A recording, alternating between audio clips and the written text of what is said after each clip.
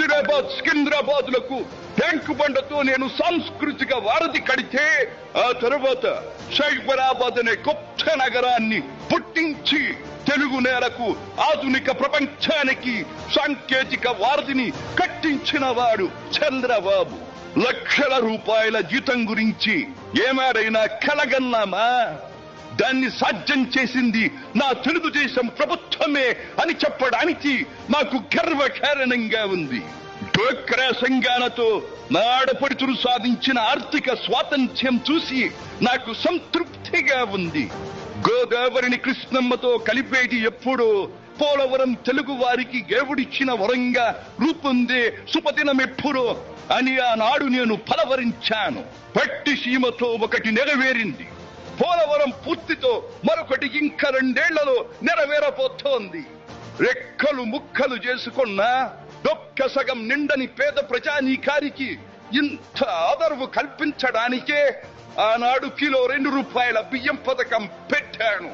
అటువంటిది P4 కార్యక్రమంతో పేదకు పేదరికం నుండి విముక్తిని కలిగించి బంగారు కుటుంబంగా తీర్చిదిద్దే చంద్రబాబు ప్రణాళిక అహో అద్భుతం, మహాద్భుతం.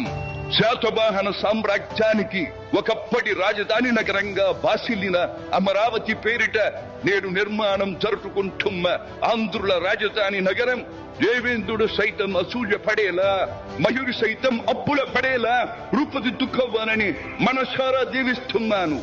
క్రమశిక్షణాపూరితమైన అభ్యుదయ సమాజ నిర్మాణ శక్తిగా యువతను మలచడం కోసం ఆనాడు నేను కలను కన్నాను. యువగణానికి ప్రాధాన్యమిచ్చి యువశక్తికి పదును పెట్టి నా కలను నేడు తీరుస్తున్నాడు నా మనవడు లోకేష్. అంతేకాదు, అధికారానికి సరైన నిర్వచనం మానవ సేవ అని ఆనాడు నేను పాటించిన నియమాన్ని నేడు గతంలో ఆచరించి పార్టీ కార్యకర్తకైనా సాధారణ పౌరుడికైనా అండగా నిలుస్తూ నా వారసత్వానికి వన్నెదిస్తున్నాడు లోకేష్.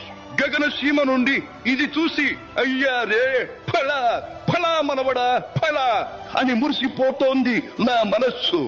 ఈ దేశం మనది, దేశ సమైక్యతే మా సిద్ధాంతం, మా రాష్ట్రాభివృద్ధే మా దేశాభివృద్ధే మా లక్ష్యం అంటూ ఆనాడు నిత్యం నినదించేవాడి.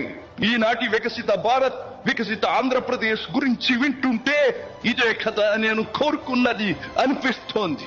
చివరిగా ఒక్క మాట, చెరుగు నేల నలు చెరుగులా పాడి పంటలతో పారిశ్రామిక వికాసంతో పరవశించాలని, తెలుగులాట ప్రతి ఇంట నిత్య వసంతాలు చెందాలని, ప్రజల కోసం అంకిత భావంతో ప్రభుత్వం చేస్తున్న కృషి ఫలితం కావాలని ఆకాంక్షిస్తున్నాను. సెలవు. సర్వే జన సుఖినో భవంతు.